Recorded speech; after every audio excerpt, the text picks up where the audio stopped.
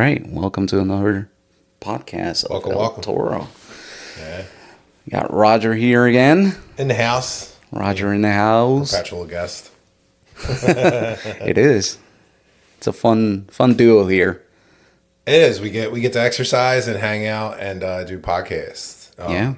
Yeah. So I did have an idea since we kind of just wing it every episode. Yeah, We took let's do subject it. matter. What's the most uncomfortable situation you've ever been in? It'll have to be when I was 15. It was my birthday, and somebody handed me a card. They handed me a gift, and they handed me a card. The gift was like some polo shirt or something. And when they handed me the card, they I expected money to be in there. So when I opened the card, and I could have sworn something fell out of it. And I was looking around, and they're like, "What? What?" And I was like, "Oh, I thought the cash fell out." and they were like, "There is no cash. That is your birthday gift." Like got a nice and shirt. I was like, "Oh, okay, thank you." I was just so uncomfortable. What about you? Oh man, I put myself in any number of extremely uncomfortable situations. The first one, though, is definitely the first time I kissed a girl. It was so awful and terrible. I felt it was so. They had, like, you set up in the park. Set up in the park. Your boys are down All this your end. friends are there. All Yeah. her friends Yeah. are down that Yeah. end, and like you walk the lonely mile to meet one another, right? At like dusk, because everyone has to be in when the street lights come on. So so we're like there, and I'm like, hey, and she's like, hey, and she was like, so are we going to make out? And this was my first kiss, by the way. So this is why I was so uncomfortable, because this was the first kiss I ever had. So she had kissed someone before. I immediately felt intimidated. So I was like, man, she's a pro. What am I going to do? She probably has like requirements, or she read a book or something. I bet she read a book. I didn't read any books, damn it. Why don't I like to read books? All that's going through my head. So, I go in for the kiss. And when I reflect on it and think about it, it was going well until I pulled away and asked her, How's it going? if I didn't miss the target. Okay, so is that right? Like, did I do that? Like, did I miss More something? tongue, less tongue. How do you do That's that? exactly what and she was like, no, you're good. Come here. So then, like, she excused the first idiotic interruption. Yeah. Well, then I did it again and asked the same questions again. Like, was that right? Are you sure? Are you sure? You might want to pick somebody else. So afterward, this isn't even the worst part. So that was my first kiss. So we walked. All my friends were pat me on the back for you did it. I felt I was on top of the world, grade? even though it was horrible for me emotionally. How old or what grade? All right, this is the even more embarrassing part. I was like 15. Okay, all right. So I was pretty old for my first kiss. But some of my buddies are like, "You finally did it," like they're real patient with me. So we walk home. And in Philly, you have the porch, so everyone sits down on the stoop. It was Saturday night, and sun was just setting. All the everyone was out on the porch, and all my friends yell up the street, Roger just had his first kiss. And like my dad, and the guys, they were clapping for me.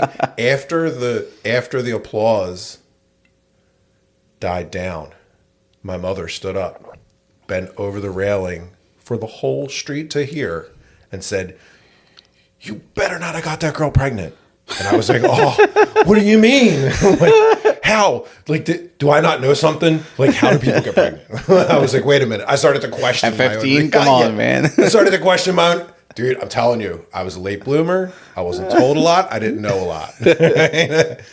So that was the most uncomfortable, scarring teen moment I had, which taught me a valuable lesson later in life. Is that I later on became very comfortable with being uncomfortable, which is why I'm so sarcastic and willing to put myself into crazy, uncomfortable situations and not really care about it anymore. Yeah. But it was a rough road, man. It wasn't easy. Boys growing up, I mean, like that I had this conversation many times. Like, with trying to understand, like, girls mature much faster. And boys are just idiots forever. I mean, you say you're a late bloomer, but really, it's like, yeah, some ways. But at the same time, it's like when something was right in front of us, it'd be like, ooh, there we go. Like, I remember this girl literally telling me like she had a condom in her pocket. I'd be like, what the fuck you got a condom for? You carry those around? I mean, we were already like 18 or something, like, or not maybe not 18, like 17 or something. I think, no, not even. No, goddamn, it was. So how old? Ninth, 10th grade, maybe. Yeah, 10th grade. Mm-hmm. So it was an uncomfortable year for me too. Yeah, 15. Yeah, probably 15. Yeah, and yeah, other things happened, but not that. And yeah, it was just, I was just stupid. Like there was opportunities, like for me left and right, and I was like, no. Yeah, I always say it. I was like, huh? Looking back at it, I'm like, I could have gotten with that. Like, yeah, you could just spell it out for me. Oh, pretty much, yeah, 100%. Yeah. So, and that's the thing. Like, I never really thought about. Another thing I learned is I always play the tape to the end. Like, tell yourself, like, if you're going to make a decision, go to the end of the story of what the decision you made was, and you'll find out if you want to make it, right? Because there are plenty of times I remember when I was a kid, like, oh, there's an empty gasoline can. I wonder if we throw a lit match in it, what'll happen? That blew up in our faces, literally. Yeah. No, like my son, and I don't know if I told you this or told it on the podcast, but my son had a girl who was 1 year older go up to him and just straight up telling him, when you going to take me out on a date? That's awesome. And he's like, yeah, I will. But didn't do shit. And I was talking to my brother about it. I was like, like this happened and blah, blah. And, and he's like, yeah, like growing up, you missed so many opportunities. Like, yep, you do. And that's still, and it's not only just that. Like, there's still things like that don't occur to me. Mm-hmm. There's things like my wife's like, what? Mo, what are you doing? Why didn't you think of that? I was like, my head is elsewhere. Like right now, you said you haven't talked to your wife in a while, and your thought is to go out and not stay in. Yeah, exactly. No, with her though. With her. Yeah. With her. No, sure. Of course with her. Yeah. No, but I'm saying like go out with her. Yeah. Instead of staying in and enjoying right. that. So it's like I have to. I need like a set of requirements. You need to be spelled out, like Roger. Yeah. No, there's a list right now on my phone. I'm pointing down on my phone, but there's a whole list of things that are going to happen.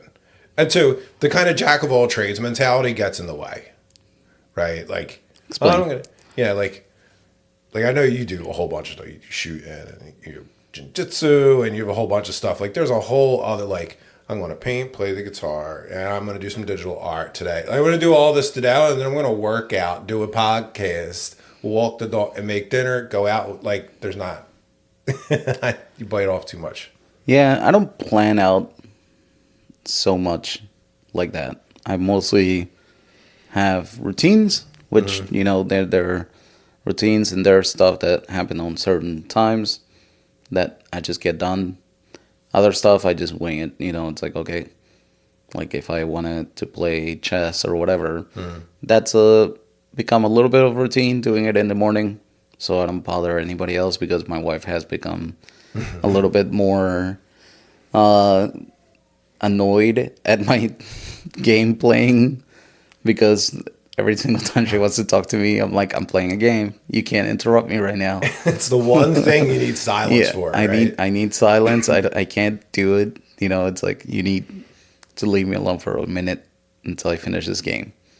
And before it was like, okay, cool, no problem. Now it's just like, would you stop playing your game? So I dedicate that in the morning. Like, wake up, have my coffee, play a couple games, do my puzzles, and that's it. But yeah, chess requires complete attention. Other things like jiu-jitsu, there's a schedule for that, right? So whatever time I can make it, I make it, as much as possible. But then the rest of the things, like, I don't know, shooting my bow or whatever, if I have time on the weekend. Office window. Yeah, that was one time. Yeah, I feel like it was 60-yard shot. But yeah. But yeah, like other than that, just do whatever, whenever. I don't plan out. My wife will pack in the day. It was like, let's go to this festival, and then let's go to this place to eat, and then let's go visit this person, that person, and then come here and do that. And I was like, we're not going to get to all of that. And we don't. So I don't plan out my day like that. I do small stuff. I do habit stack small stuff. So like the way I started to work out again, even the way that I quit smoking was with very, very tiny, small changes in the morning. I'm like, you know what? I'm not going to wake up and have a cigarette first thing. I'm going to drink a full glass of water first. And I would do that until I thought to not have the cigarette till after breakfast.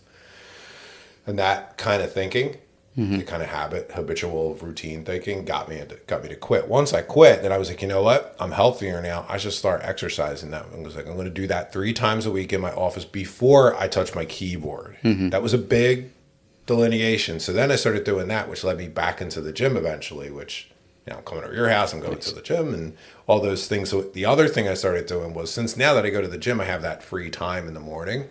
So sometimes I'll play chess, but recently I was thinking to myself, like, what should I get better at? Like for work, like what should I gotta do something. And I was thinking of like, maybe I'll go to this conference, I'll learn this technology, do that. And I was like, you know what? All those things won't improve my productivity. But if I can type faster, it would. So I started going on to 10fingers.com every day. Oh, nice. And typing every single day. And like I increased my word speed over the months by like, I don't know, maybe 10 words a minute. That's really cool. But it matters, right? So, dude, that's really amazing. I like that. Yeah, it was a great idea. And it's simple too, right? It's like, the fox is red and ran over but you have to watch and type it, right? So I do that for 10 minutes a couple times a week, and I'm a better typer for it. That's amazing. And I did that because spell correct sucks, and I'm a terrible speller. I'm a horrible Teams is like the worst at spelling correction. It's awful, man.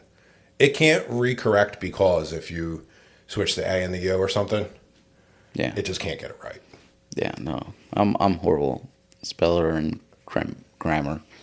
Oh man, I always kind of struggle with this kind of thought of maybe doing something to improve my grammar.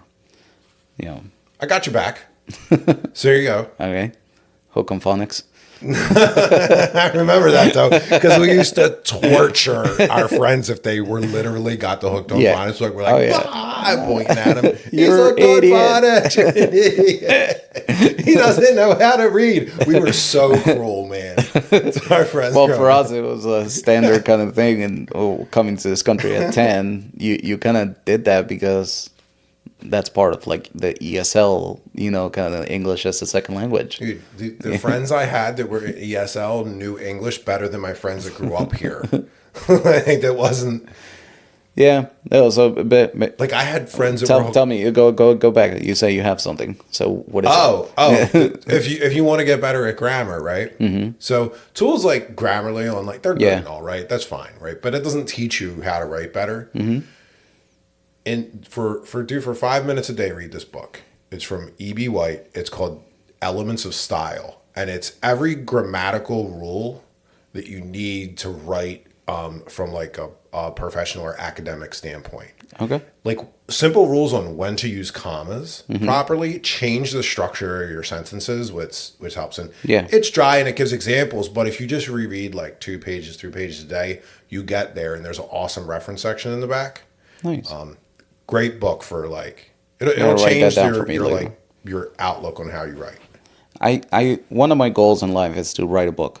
I want to write a book. You got to read E.B. White. Yeah. So I got this app. I forgot what it's called, and I started to write something there, just kind of throwing ideas, right? Mm-hmm. But the way that the app structured the book writing process, it wasn't. It's like, oh, here's chapter 1, go write it. Mm-hmm. No, it was like, who are your characters?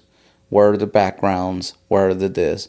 What's the main idea of this particular thing?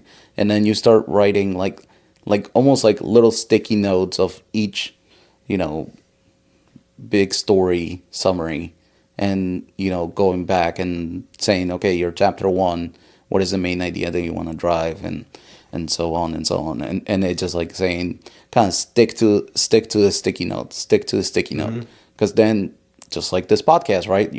We started with girls, and now we're talking about grammar, right? But like you do the same when you're writing. Sometimes you start trailing off, and that keeps you on target. Like saying, hey, are you still driving the same idea that you started with? Which was really cool for like trying to focus on that. I kind of gave up on it a while back, but it's so good. It's something that I want to do. I want to write a book. I don't know what about. Maybe something about my life. Fiction, nonfiction? I'm nonfiction. Oh God, no! I don't even read fiction. I read all the time. I would definitely write a book, and it would be fiction. Yeah. If I did write a book, it would be fiction, and it would be Star Wars jokes in the future. It would just be fart jokes in the future. No, I don't read fiction. I don't. All my books that I read or heard, right, because I use audiobook a lot, are nonfiction. The latest one, let's see. Let me look here. 4,000 Weeks. Did I tell you about that one? Yeah, it's on my list. Yep. 4,000 Weeks. And then I have a couple of more that are on the list to come. One is Getting Things Done. Norm recommended me that one. Mm-hmm. And he says, because same with my thinking and talking and writing, everything trails off. Mm-hmm. So I kind of want to do this, and not finish something. Mm-hmm. So just have like a couple things on your list to finish, and finish it, right? Mm-hmm. So it's all productivity, how to be better, how to breathe. Dude. There's a book called Breath that's really good. You know what I do each day? I write down the 3 things that need to get accomplished. Holistic, overall, there's giant categories for the day. Mm-hmm. Sometimes it'll be like, make sure you eat properly, but if it's like, if there's work stuff in there, it'll be like, we have to be here today for this thing.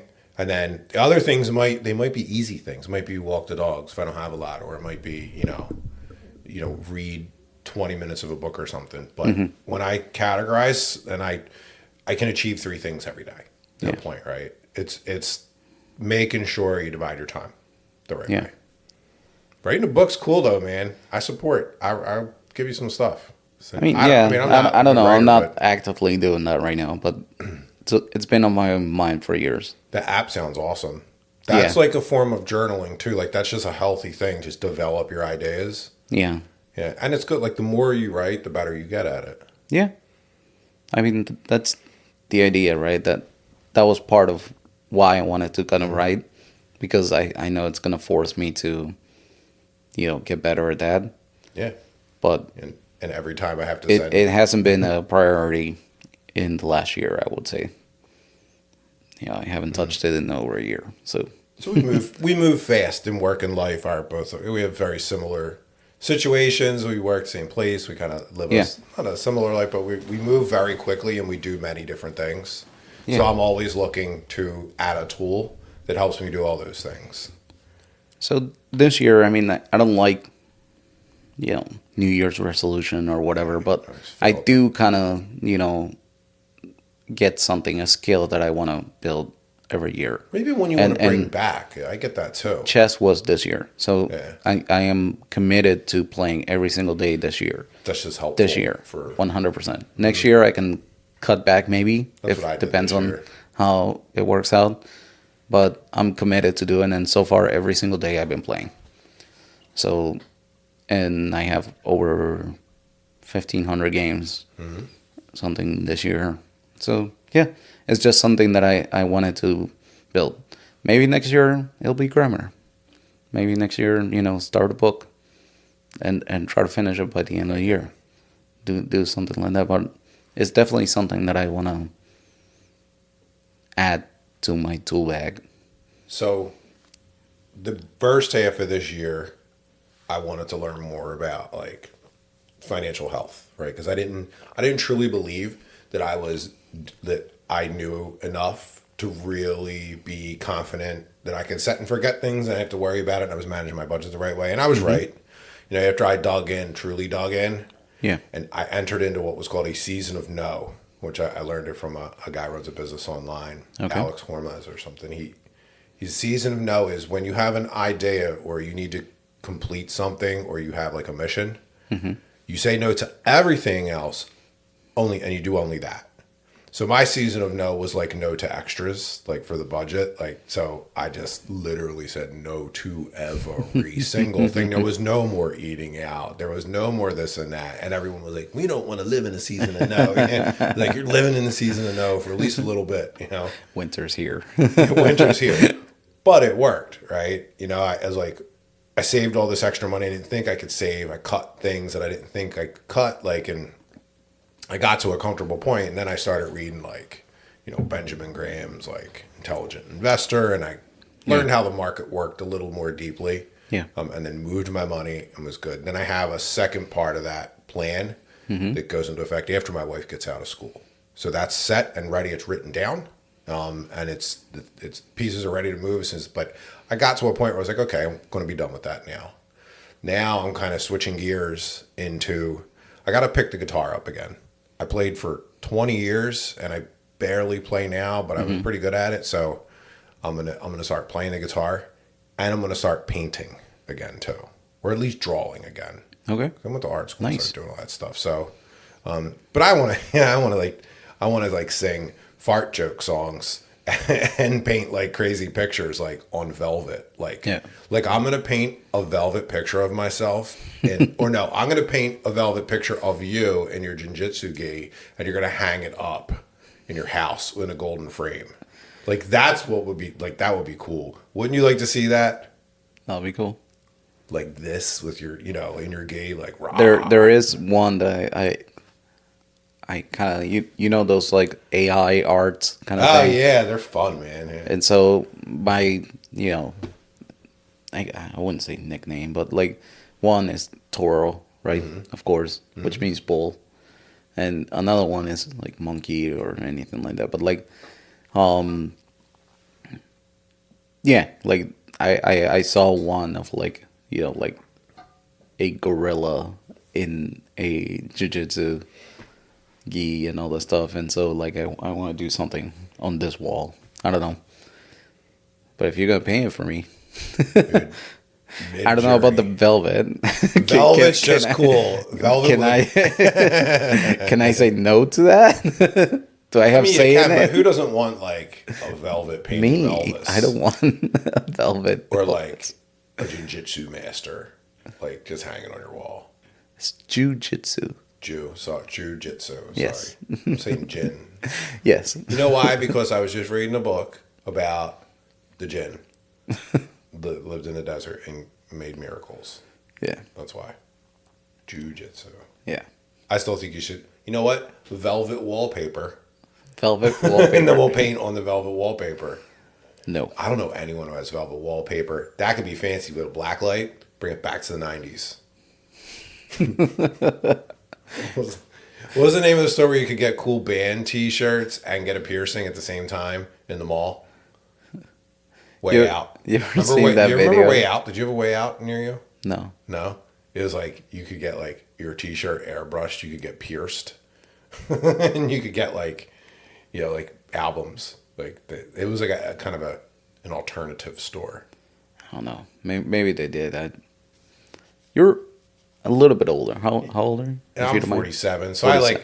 I So went through the you're whole, 11 years older than I am. Chegg, ball chain on the wallet. Like I had that chain on my wallet. You did have yes. the chain, okay. Yes, I did. Okay. I did go through that phase. That's just a helpful way to not lose your wallet. Skateboarding. Oh man, I used to skate. I used to get jacked up. I'm way too tall for skateboarding. It just didn't work. I was too big for it, man. Yeah, I had many phases of high school. And all that stuff. First, it was like skateboarder, and like then it was like the baggy pants. Then Nietzsche sweater, like kind of like like very rapper. So that's, I guess, that's where we were talking about like music earlier when we were working out. I have an eclectic taste in music. I love everything. I used to say I love everything but country, but now I like country too. I was thinking. So I was listening to country.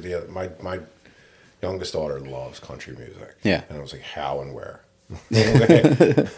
But she and most of it I never liked until she started showing me like Zach Bryan. Yeah. Tyler Childers makes really good music, man. Yeah. Yeah, I started listening to a lot of country probably in the last couple of years. Yeah. It has to be a certain, like if they're talking about the 4th of July and a barbecue, they lost me. No, you don't like the really American kind of like America. Yeah, like you give me my lawnmower and my flag idea, right? Like, and I'm all in. You say it has to be like that, or they lost you. They lose me on it because it's just like watered down. Like there's so many country songs like on the 4th of July, barbecue. Put a boot up in your ass. Exactly. That's exactly what I was thinking of. Yeah. No, I mean I enjoy that too. Little West Virginia. You like jazz? Jazz, yeah. Yeah? Yeah. Oh, man. There's a great band. I think they're Swedish. Called EST. Mm-hmm. And it's really, really good. It's a lot of piano. And I enjoy piano jazz. I used to go, well, the first date I went on with my wife, we went to a jazz club. Nice. In Philly. It was awesome. It was right on Logan Circle, right where the fountain is, like right off there. And man, it was real. Those musicians are just so good. There's this 18-year-old kid playing the drums, and he had like 3 or 4 drums and 2 cymbals, and I don't know, man, he made it rain. It sounded like there was a helicopter landing in there at one point. Like he was so fast and good. Like it's amazing what they can do with just a little bit of one good instrument. My son had a piano recital. Mm-hmm. His piano teacher kind of hosted this thing with all his students. And it was like from little kids to, like more advanced and more advanced. And as the night went on, it was like really advanced people. Mm. And there was 2 performances that were really good. One was this blind lady who was playing like Fiddler on the Roof. Mm-hmm. I mean, that was amazing. And another one was this kid playing the jazz. And just like, oh, so good. That was like killer. I was impressed by that. So I was telling him, I was like, when are you going to get... you're playing all these classical stuff, which is beautiful, but at the same time, like, get my kid playing jazz. That's amazing. Yeah, jazz is really difficult to play. Yeah. It's as difficult as classical music to play, actually. Yeah. But jazz takes, like, classical kind of chord or melody progression and, like, kind of flips it on its head and makes it very difficult to combine, but like the arrangements in jazz are the most difficult usually in music because you're usually playing something that as a musician you don't feel like it will fit, but it does, and it's hard to get there. So like at that point, jazz is always a gold standard. Learn how to play jazz. Yeah. That was always a gold standard for me. I just never I was just like, no, I'm going to Ozfest. I'm playing Crazy Train today. Yeah. Yeah. Yeah, I went through a phase of like classic rock and all that. I still listen to... I listen to everything, like I said, depending on the day. My YouTube mix, my music mix is crazy. Like yesterday, Zach Bryan came on. Mm-hmm. Right after that, it was Wu-Tang Clan. Then right after that was Jamiroquai. Jamiroquai. Then the Bee Gees. then it was Five Finger Death Punch, I think, or Five Finger Fist Punch, whatever it was. Yeah. Yeah, and then like some other. I have everything. Led Zeppelin, Bad Bunny, Jelly Roll, Rolling Stones, Fleetwood Mac, Miley Cyrus. I don't know how that made it into the list. Oh, I know why. So she has a song like Flowers. I don't know if you know that one. Like I can buy myself flowers, and all that stuff, right? So and there's a guy who made a parody video off of that called "I Can Buy Myself Tacos," and I don't know. I watched that with my kid, and so like I played that. I was like, and every time it plays, I just make fun of it, and I say, "I can buy myself tacos." But yeah, like there's Luke Combs, of course, Ed Sheeran, Rolling Stones. Yeah, there's a lot in here. Zach Bryan, J. Cole, Daft Punk. I like Daft Punk. Wu-Tang, All Dirty Bastard, Sublime. You ever heard Sublime? Yeah, man. Of course. Yeah. Of course. I grew up in this. That was summertime music for me. That's what I grew up on. It's everything.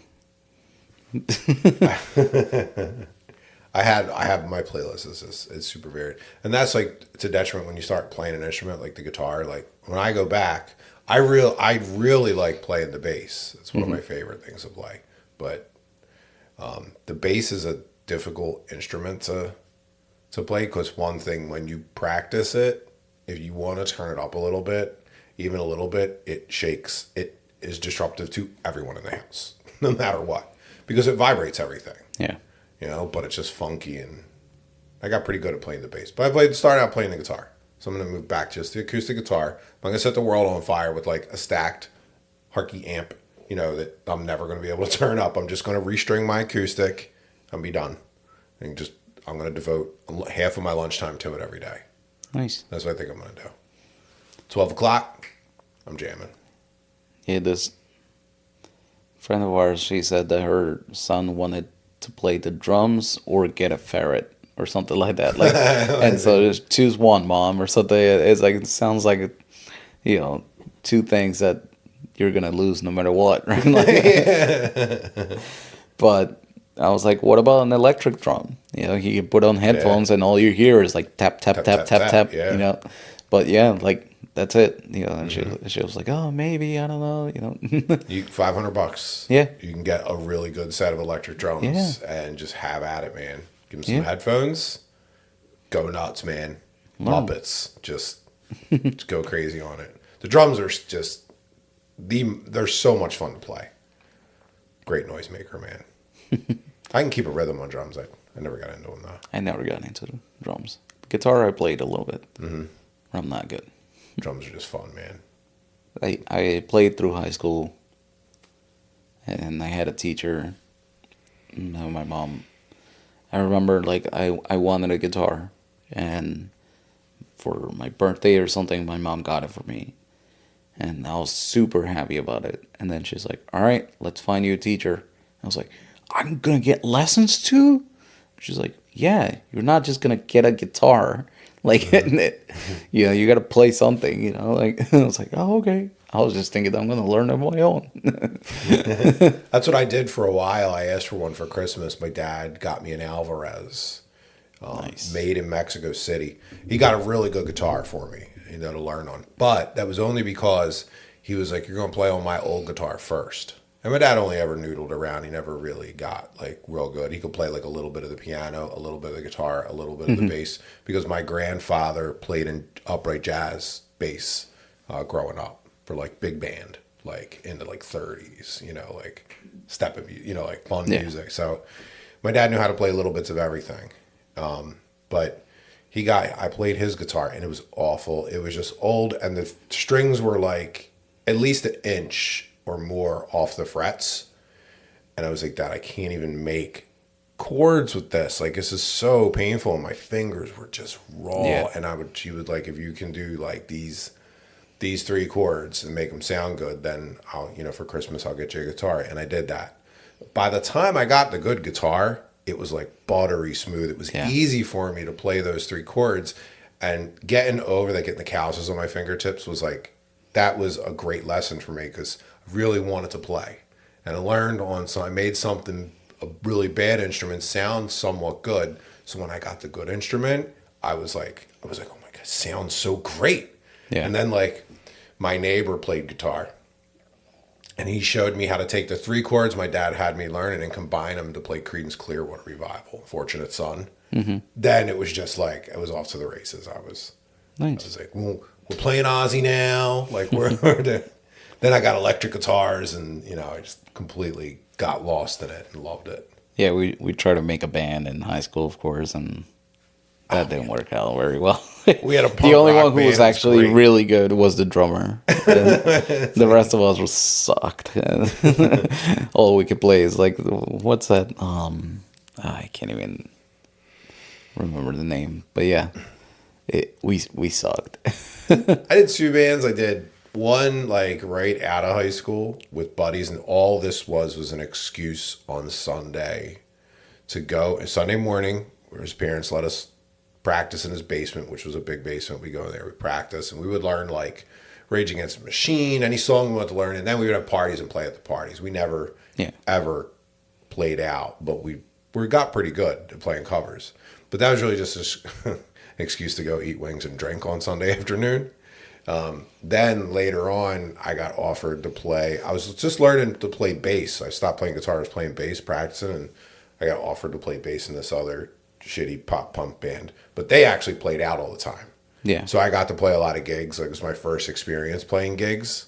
It was pretty fun. I learned that, soundboard folks aren't all created equally, and most of them are almost deaf, so they turn everything up way, way too loud, and you can't even hear yourself play. Yeah. And sometimes you sit like the audience, I'm like, how are you guys hearing any of this? Like, turn it down. Like, it doesn't have to be loud. Yeah. Yeah, I never got. I'm going to the music store after this. So my Alvarez, right? My father bought that for me when I was 15, 16 years old. I love that guitar. I will never give. I've bought and sold many other guitars. I will never give up my first guitar. The bridge on it broke and the wood bowed. My uncle, who left me the home that I live in now, he was a part-time luthier. He was also a network engineer, but he liked he liked use his hobby was wood, so he learned how to build guitars. So he would like use the heat lamp and got a bridge support and like held it together and like put it all back together for me so it's playable. But I'm afraid the more I play it, the more I keep the tension on the strings, that it's eventually just going to break for real. Yeah. And so I want to just keep it in a case and keep it forever, and just because my dad bought it. Nice. First one. So I got to go buy a new guitar, is what I'm saying. I just made an excuse to go get a new guitar. Guess we're not in the season of no anymore. I do have a Les Paul electric guitar I can play. Maybe I'll just restring that one and play it. My uncle also made that one too. I don't know, man. When I see you on video at your house, there's a lot of guitars behind you. I don't think you need another guitar. I want to hang them on. So this is what I want on that wall behind me. Guitar, lightsaber, guitar, lightsaber, guitar, lightsaber, guitar, lightsaber. And I want to randomly pick up one. Me telling you that you don't need another guitar while I'm telling you I need a bigger safe so I can buy more guns. We need to like check each other. Like yeah, because before we even worked out, we were building a 6th garage. Your house, like we skipped one, didn't we? Oh God. Yeah. So the way my driveway is it ends in a detached garage, and there's 3 attached garage, and so for Roger to pull in, my wife cannot pull out of the main garage, and so I usually take the car out for her, so when she needs to leave, she can just leave and not hit Roger's car. So we're just talking when he came in, like, oh, like, you need like we need more space here so people can park and everything like that. And then we're talking about, we could build another garage and this and that and all that stuff. It's like, because all the garages are occupied. And then there's on top of that, another car that I'm selling that's outside of the detached garage. So there's like all these cars in my house, and I see space behind your pool we could use. Yeah, no. We could move the one I just want next to the garage, like basically all gravelled out. So I don't have to, one, cut the grass there. Two, I can pull in a trailer for a race car in the future. Race car, yeah. First world problems we have. It is a first world problem. Every time I say, I cringe a little bit, but so it it's the life. But you know what? We worked hard to get here, so we're allowed to have the first world problem. But I remember, like, if we still lived in Philly, like, if we were like, I was coming over to visit, or you were coming over to visit me, like, you will probably have to park a block or two away. Oh yeah, walk to my house because there's no spots. There's no pulling. There's no driveway and pull into. The only time you get spot in front of your house is when it snows and you can put the chair. And if you move someone's chair, fight them for the chair. Oh God, and then, that's Philly for you. So many fights. The worst is when, like, some people will put, like, a heavy chair out there, which really turned into a WWF, like, weapon, like the foldable chair. And let me tell you, in the WWF, when you see a person hit another person with a foldable chair, it in fact does hurt, right? It's just not detrimental, right? They do know a way to hit each other with the chairs. I found that out because when I was younger with my friends, I was like, "Yo, fold that chair up and smack me over the back with it," and it hurt really bad, knocked me down. I got hurt. Like, I was like, "Whoa, how do they do it?" They're like, "They must have a fake chair." I was like, "I'm not sure, but that hurt really bad. Don't hit me with the chair anymore." Which we hit each other with the chairs a whole bunch more times. Going back to the snow and the ground, and like there was a time period basically. If you just cleared your spot, you can put a cone or you can put a chair, and that's your spot. It's an unwritten rule. It's not legal or anything. It's just kind of like neighborhood, Don't be a dick and park. Don't be a dick and park in somebody's spot when they put it when they cleaned it out, and But then people take it to the limit because then it's like no more snow, like or everything's clear now.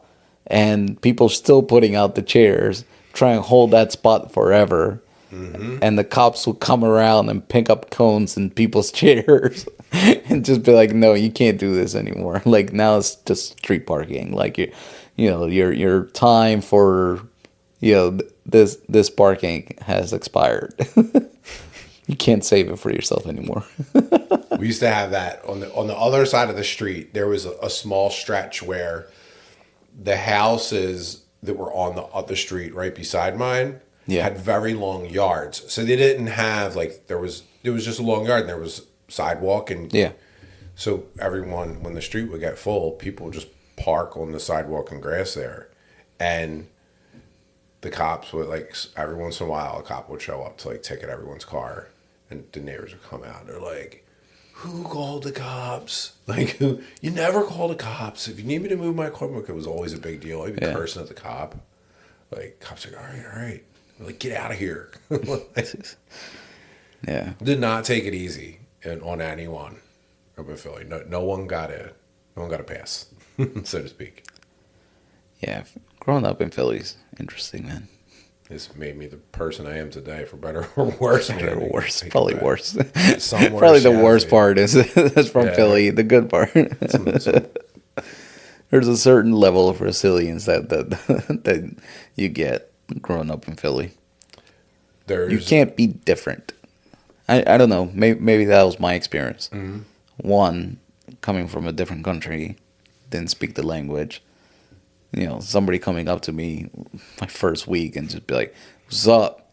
and I just didn't have words for him. And then he's like, "You disrespecting me? Like, you're not talking back to me." I was like, "Hi," like, I don't know, dude. I don't know what to say. Anything. Like, dude, it was just different. So much different. So different. It's, yeah. Then I watched hockey and on TV, and I was like, I want to play hockey. And so there was a place that would do rollerblade hockey, and I would play down the street. Then going back home, at night after practice or after a game, I got jumped for being different. What do you mean hockey? Who plays hockey? So yeah. I played ice hockey for 16 or 17 years. Okay. And maybe it was because I was tall, but, like, like we fought actively playing ice hockey. Like that was a thing. Like hockey was different, and I didn't know one played ice hockey in Philadelphia. I only knew a few people. One other person on my street actually played ice hockey. But what like I think what everyone understood, at least in my immediate neighborhood, was that the only thing they saw hockey players do at games was pull each other's jersey over their face and beat their face until you fell down. So it was it was a kind of an expectation that you kind of knew how to fight, but you didn't. It's really it's who can be punched in the face the most without falling down. Yeah, that's what a hockey fight is. Yeah, but that was like a thing. Like it was ready to go. Like if you want to, like whoever's is more stable on their skates wins usually. And I was a really strong skater, so if I got your jersey, it was over. Like I would because I could take a lot of punishment. Like, even from bigger guys, I would just keep going, and we'd be a thing. And but ice hockey was a great. I loved. I'm glad my dad took me, and I played all the time, like roller hockey. I got pretty good at it, so it was a lot of fun, man. We should play hockey in a men's league. No. Yes, we're doing it. My friend does that. I have a friend. Roller hockey. No. We have to play ice hockey. No. Why? I'm not Put the pads on you, you'll be fine. No, I'm not doing it. We exercise now. We'll be totally fine. Trust me, different muscles. No, I'll be good. I was skating the other day with my dogs. I rollerblade with the dogs. Rollerblading? Yeah, with the dogs. It's very dangerous because they're faster than I am, even on skates. So when they pull me, right, because I have a husky and a golden retriever. I would love to see a video of you rollerblading. Sure, man. There's no way to stop. Like, it's really hard to stop with them because they want to keep going. I'll take a video next time. You can see them pulling me down the street. I don't think I haven't seen somebody rollerblading in years. So I just stopped like on the street on my longboard, like my skateboard. Yeah. I used to let that's cool. I used to let the rollerblading's not cool. No, why? No, it's not. The longboard's like a ton of fun, but again, very very hard to stop when the dogs are pulling you. Like you're not at the beach. You're not, like I don't know. It's a great exercise, man. Push side to side, like you're in a seat for an hour, and your legs. It's a leg day right there. No. Yeah. We're rollerblading. No. You used to play hockey. We're rollerblading. No. I'm buying you rollerblades. I'm going to bring them buying over. rollerblades? We're going to have a one-on-one outside. I'm going to bring a hockey net over. We're going to put a goalie in there. No. Yep. Nope. I think it'll happen, and I think we can make this work. You pick a sport, I'll come to it, and I'll pick a sport, and you come to it. We could do that. All right. So we're gonna play hockey. And you're doing jiu-jitsu? Sure. You can embarrass the big guy all you want. It's not about embarrassing it. You're gonna get hooked. It's about throwing me across the. No, I swear to God, it's not about that. It really is an intellects sport. I believe it from what I've seen. Yeah, no, it really is. You're gonna get hooked. Come on. You do first. You gotta come to a free class. First. All right, and then I can put you in net as a goalie and take shots on you. Yeah, let's do it. Okay. I'll play goalie. Play goalie? Yeah. I hated playing goalie. It's just endless punishment. Everybody wants to shoot something at the goalie and hit them. I was like center. Yeah. You got the paddings. Right? We'll have to get some for you, but it'll be good. It's your feet you have to worry about. That's the part that's the hardest thing to protect on a goalie. Yeah. Everything else you decked out. Yeah.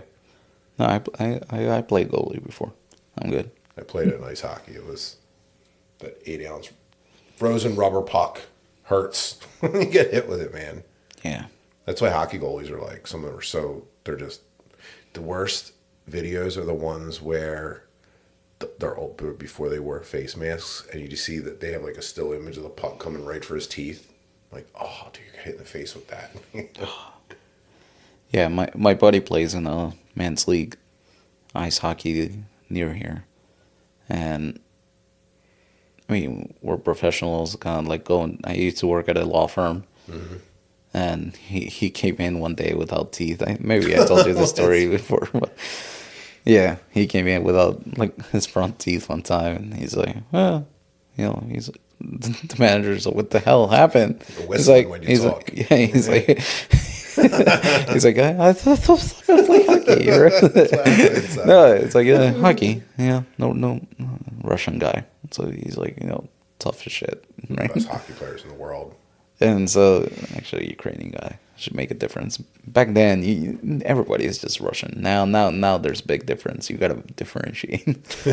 But anyway, the point being that he's just like Slavic, kind of like tough guy, and nicest guy in the world, but just tough.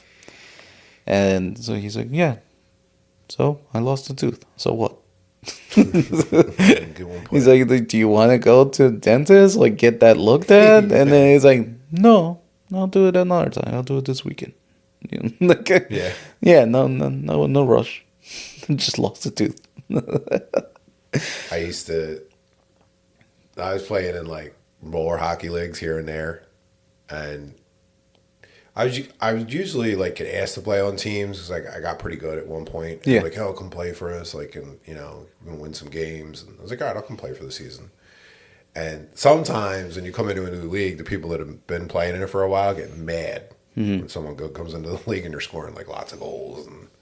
But I was killing time at the back of the net because we were up by like 1 goal, and I'm really good. Like there's play behind the net. Like Wayne Gretzky was so good because he understood what being behind the net meant. It meant that when someone came to get you, it created an imbalance in front of the net. Someone would be open, right? So I was holding the puck back there, just waiting for someone to come for me, and this guy came and he jumped over the net. Literally, he was so mad at me. Because I scored a couple goals that game. He was so pissed. He jumped over the net and he swung his stick and it hit me above the eye and cut me really bad. Yeah. I was bleeding everywhere. They stopped the game, called the game off. I bled all over the floor. I definitely needed stitches. I went, because this was the men's, we went to the bar afterwards first, drank a whole bunch, then went to the hospital and got stitches. I had like 7 stitches in my eye. Yeah. In my eyelid. It was like... I asked my neighbor to take them out. I was like, take my stitches out for me. I don't feel like going back to the doctor. Yeah, I took my stitches out when I got cut in my hand. My wife's like, shouldn't the doctor do that? I'm like, they're going to do the same thing and charge me. YouTube video. No, like it's like I sterilized this. Yeah, it's like cutting a thread off your sweater. Yeah, that's fine. Feels weird. Yeah, I'm fine. But yeah, that guy, my friend, He'd asked me one time, do you smoke? I was like, no, I don't smoke.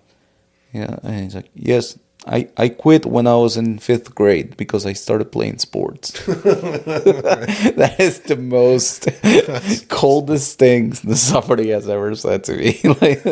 I stopped smoking as a child. Yeah, yes, when I got to the 5th grade. And every time I bring this up, he's like, but it's true. Yeah. Wow. It's hilarious, man. Like, some of the stories that I get. Because having a wife that's from that particular area, you get a lot of characters. One guy, just big bad guy. He just tell me, he's like, my dad wanted to go and I didn't want him to go, so I pick up back of car so the wheels won't touch the car. He's huge. I was like, I believe you. Oh my god! The first time that we met, we were drinking, and it was his wife's birthday or something like that, and so he got vodka out, of course, and we were just drinking shot after shot. And then he said to me, like, he's pouring the last part of the vodka on my glass, and he says, in my country, person who receives the last shot has to go out and get more vodka. And I said, I can't, man. I'm done. I can't move. I can't do anything. I'm not gonna go drive to the liquor store and get vodka now. He's like, don't worry, I got you covered. And he pulls out another handle of vodka from behind the seat. I was like, oh my God, I'm going to die. Yeah, and then he didn't speak like much English, and I didn't speak any Russian back then. Mm-hmm. And we're outside while he's smoking and trying to tell jokes to each other. And it's hilarious because it's like one joke will take an hour. It would be to like explain it. Yeah, it would be like there was собака. Лена, как сказал собака? It's like dog. There is a dog. That's funny. Yeah, so it's just hilarious. And then at the end, it was like, "Wah!" Just really worked for the joke. Yeah, you really worked. It was like it was hilarious. Yeah, there's so many stories, man. Like my neighbor, I probably told you this one, but my neighbor would come across the hall. I lived in a condo. At a kid's birthday party, my kid is turning 4 years old. Mm-hmm. Would come in. First thing he says, "Do you have vodka?" I was like, "No, it's a kid's birthday party." He's like, "I'll be right back." And he'd go next door and bring vodka. Yeah. It's like that's their thing. There's always always there. Yeah. It's a kid's birthday party, vodka. Wife birthday party, vodka. Yeah. Saturday afternoon. Yeah, vodka. Yeah. New Year's, like we got freaking wasted. I would crawl back to my apartment, and then the next morning, 7 a.m. He's like knocking on the door. I was like, "Hey," I was like, open the door, like all like dead, and he's like, "Come on, let's finish what we started yesterday." And I'm like, "Dude, I'm dead. It's Sunday. Like, I got work on Monday." "Me too." I'm like, no, it doesn't work that way. He's like, come on. I still have lamb." I was like, okay, we'll start with the lamb. And then we just start drinking again in the morning. I'm like, Jesus, I'm turning into an alcoholic with these people. But yeah. There's a lot of stories with that, man. Oh, never ending when I in Philly, like that was like we had coolers, just always coolers with ice. Yeah. All weekend long, let's go get a 30 pack of like Milwaukee's Best. We're gonna drink Natty Ice. $8 for beer for beer. Like, a case of water costs more than that. Yeah. Yeah, I remember in college we had a party, and we got a keg of Natty Ice, and it was like, I don't know, $40, $50 for the keg. And it's like, next day you go freaking try to throw everything down the bathtub because nobody drank everything. And, return the keg. And one year, we splurged $90 for a Heineken keg.